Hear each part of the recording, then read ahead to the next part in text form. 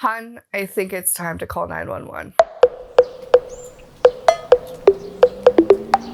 My week definitely does not start as planned. We had a completely different video scheduled for you guys this week, and unfortunately that had to go by the wayside after Sunday night's episode to emergency. Yes, you heard me right. Emergency room. I haven't been to Emerge in, oh my goodness, almost 3 years now. It happened just before the pandemic. It was the last, or just after the pandemic started. It was the last time I went to Emerge, so it's been a little while. Unfortunately, my streak, we're back at 0 after, many years of me not having to go into the emergency room. This is a tough story just because I'm still recovering, so bear with me. You'll understand why this is a little bit more challenging of a video for me than most because of what's going on. So Sunday night around 10 o'clock, I came to lay in bed to just watch some TV while Luke was doing some editing, and I started having really bad chest pain. It was one of those things that I kind of just put to the wayside. I would say fairly bad nausea and acid reflux on a normal day due to my Crohn's complications. And so sometimes, this can happen where I just have this really bad sense of uneasiness in my chest. Unfortunately though, it didn't go away. Luke and I started talking about it after he finished editing. He saw that I just wasn't doing well. I didn't look very good either. I just looked off. And the chest pain and this pain that was just going straight through my left side was just getting worse. I was starting to feel really numb in my arms, and it's one of those things, as someone with chronic illness and chronic pain, you don't want to be that hypochondriac. It's something that kind of sits in the back of your head all the time. It's like, is this just a symptom that I already have and just haven't noticed it before? Is this truly an emergency? What is going on? And the reality is, when it comes to your heart, your breathing, and your brain, those are three things, that you just do not want to screw around with or mess with and kind of, throw it under the rug. These are things that you need to take seriously. And as people with chronic illness, we have a tendency of delaying things, especially delaying going to Emerge, because the chances of things going well are very slim. And the reality is and I knew this at the time, I knew the chances of me having a heart attack were about this small. And I knew the chances were that this was just complications from the week that I had. I had my sleep-deprived EEG last week, and ever since then, I've been having a really hard time recovering. I've had almost 10 seizures last week, and things were just not heading in the right direction. But on Saturday, I really did start feeling better. And so the fact that by Sunday night, I was in so much pain, I knew something was really wrong. And Luke and I did the standard things that we do before we call Emerge. We did over an hour of blood pressures to see whether or not I was stabilizing at all. My blood pressures were literally all over the place, and it was starting to get a little out of hand. I was starting to tank to the point where I was feeling really faint. The pain was getting worse. And after 4 hours of us debating whether or not we should call 911, we finally made the call. It was 2-something in the morning. Luke was supposed to have a crazy day at work the following day. And we weren't prepared for this. It's something that we just haven't had to deal with in so long. We knew what was coming. We knew what we had to do. Luke went and put the cats in the basement like we always do, make sure that they're not going to be in harm's way with the paramedics and firefighters coming. And, we called 911. They gave us the standard protocol. And lo and behold, that's pretty much all I remember. The rest of this story primarily comes from a recollection on Luke's part and some video and audio and stuff that we have. The next probably 6 hours or so are very blurry for me. And that is due to the fact that I had almost 6 seizures in the span of about 5.5 hours. I was not stable. My blood pressure was all over the place. Essentially what happened next was the fire paramedics, so the way it works here, the fire paramedics come first, and then the actual paramedic crew, so the crew with the ambulance, comes after, just because of the way our system works here. The firefighters always show up first. And so they showed up, and I was in a seizure at the time, and they were a little concerned. My blood pressure was kind of all over the place, and things were just not very stable. And of course, the fact that I was having chest pain does not help the fact of what was really going on. And about halfway through them trying to figure out what was going on, I came to, and all of a sudden I come to with a bunch of big dudes around me in bed. I hadn't moved, obviously, and they didn't really know what to do with me, and so we kind of just waited for the actual ambulance to show up and the, full-fledged paramedics to come in and give a full assessment as to what we were going to do. I knew at this point there was a pretty good chance I'd be going into emerge just because of the way my symptoms were coming on. I did not see my seizure coming, which is odd for me. I'm typically fairly aware of what's going on. I typically know my seizures are coming on. Unfortunately, the one I had right before the fire paramedics show up, I did not see coming. I was literally in the midst of a conversation with Luke, apparently, and I just went, which is very odd for me. That's not typical.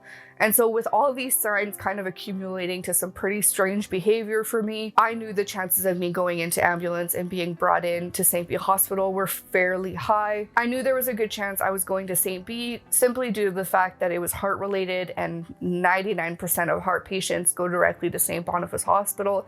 That's where the massive cardiac team is. The rest of this story gets much more or less interesting, and so I'll speed through it.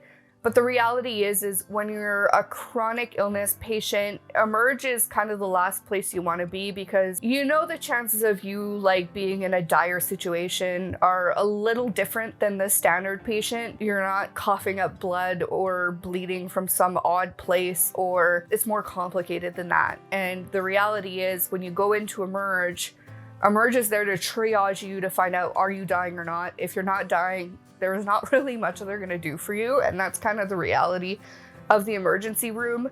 But we wanted to make sure that things were not escalating, and we wanted to be sure that I didn't have a heart attack, which I didn't expect to, but weren't having anything really serious going on. So I'm thankful we made the call to 911, but I knew that my emerge visit was not gonna be the nicest one, and lo and behold, it was not.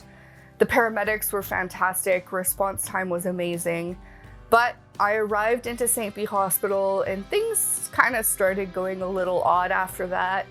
I was not brought into a room, which was to be fairly expected, but I was also not put in a bed.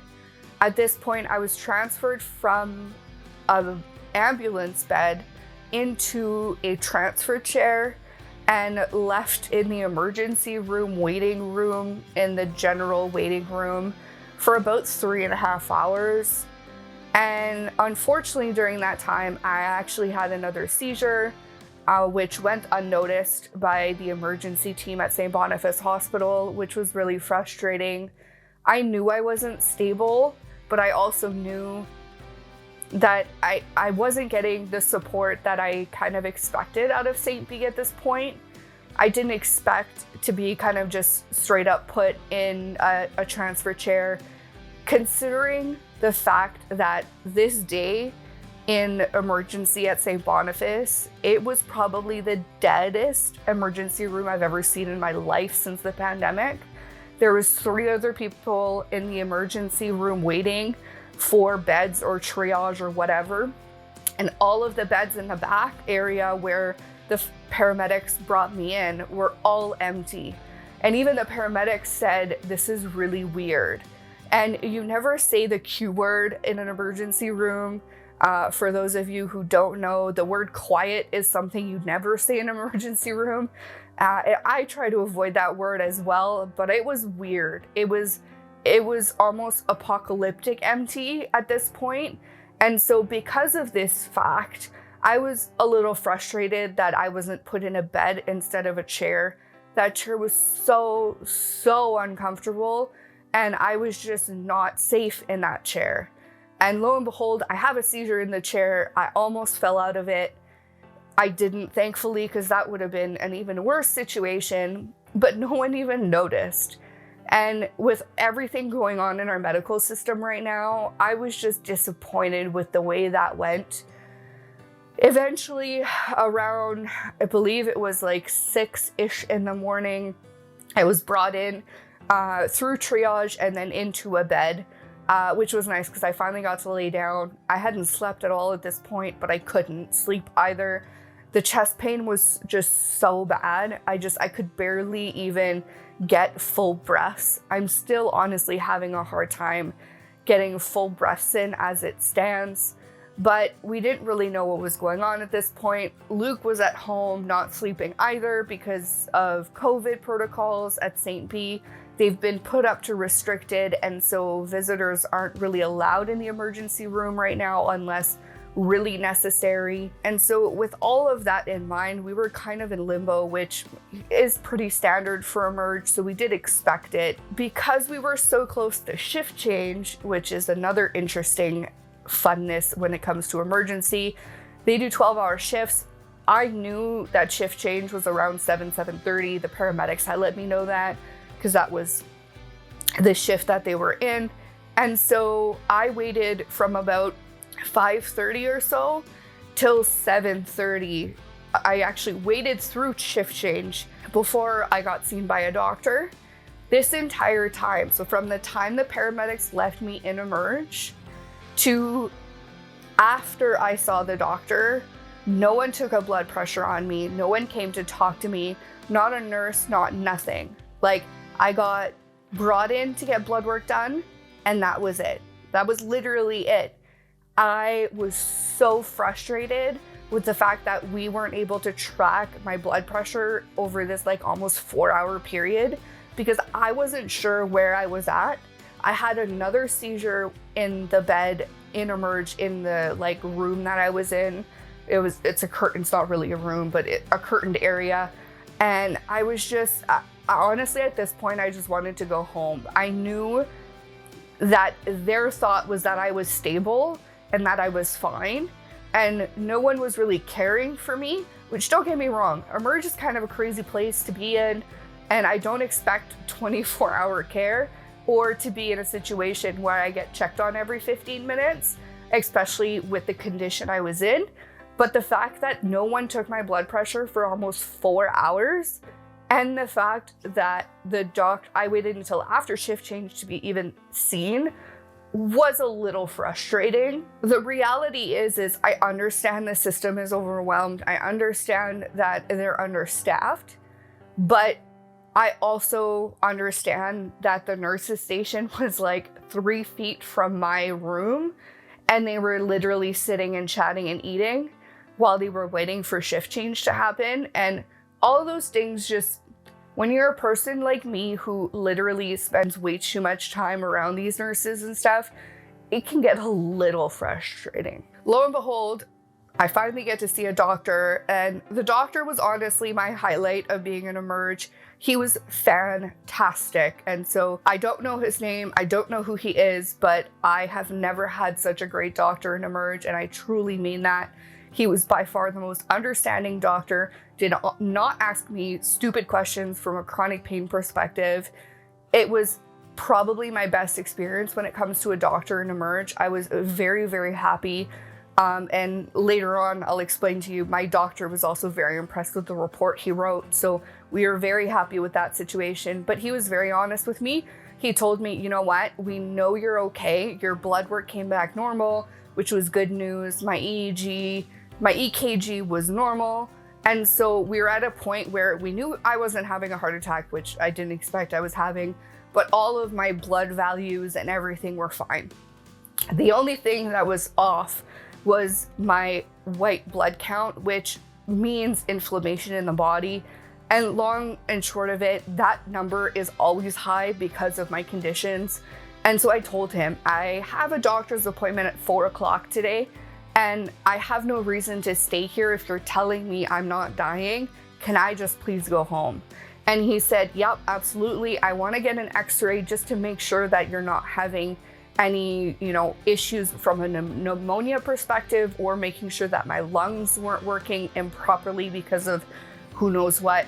He's like, are you cool to wait a few minutes? We'll get you into an x-ray, just make sure that's fine, and then I'll discharge you. We did that. Of course, x-ray came back normal. And so, he sent me on my way. It was one of those things that I knew I had made the right decision. I knew that going into Emerge and making sure everything was fine was the right call. And thankfully, with my doctor's appointment at 4 o'clock that day, we got reassured. My family doctor told me that I made the right decision. I knew deep down that I did, but having her acknowledge the fact that you just don't mess around when it comes to hearts, it's just not something you should even contemplate messing around with. And with my history and complications, we made the right call. Now, lo and behold, I go into my family doctor. She sees what's going on, had ironically already received the emergency reporting from the doctor, which I was so impressed by. The fact that she already had it was awesome. It means that the electronic systems were working and she got everything she needed. And we actually had a really good visit. Lo and behold, she actually was able to diagnose me on the spot during my appointment. And we got some answers. And this is something that doesn't usually happen. It's kind of a miracle situation for me. Typically, we have new symptoms and we spend months upon months looking at different diagnoses and different tests before we get anywheres. But this one, as she said, was textbook. I was textbook for the first time in my life this week, and I don't know how I feel about it just yet, but the reality was I was diagnosed with costochondritis, which is an inflammation of the rib cage and the lining around your lungs, which means that I'm having a really hard time taking big breaths. My rib cage is really tight. It's also pushing on my heart, which is why we're having issues with that and why my blood pressure was all over the place. It's fairly easy to manage. There's not a lot they can do. There's going to be episodes coming and going. She said it might last a little while. You might never have another flare-up. She's like, it really depends how your body responds. But we got some answers, and I respect the fact that through these crazy 24 hours that, we managed to figure it out, and that I'm not dying, which is good news. But it adds another thing to my list, and it adds another diagnosis, which is, it can be frustrating to keep moving forward and keep having these moments of challenge. I am put on bed rest for this week, i.e. where we are now. I'm going to be taking it really easy this week and just kind of seeing how I feel. I am starting to feel a little bit better, but it's going to be a bit of a road to recovery, and I'm going to have to be careful over the next little while to make sure I don't push myself too much. And that's my latest story of me going into Emerge and how things went. It's never ending.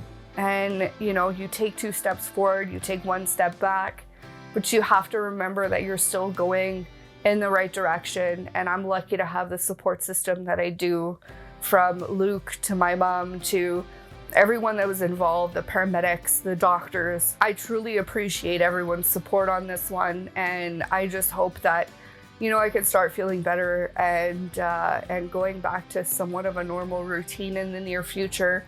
But for now, we're going to take it easy. I hope you guys are having an absolute wonderful International Women's Day, and we'll see you guys next week. Don't forget to slow your roll.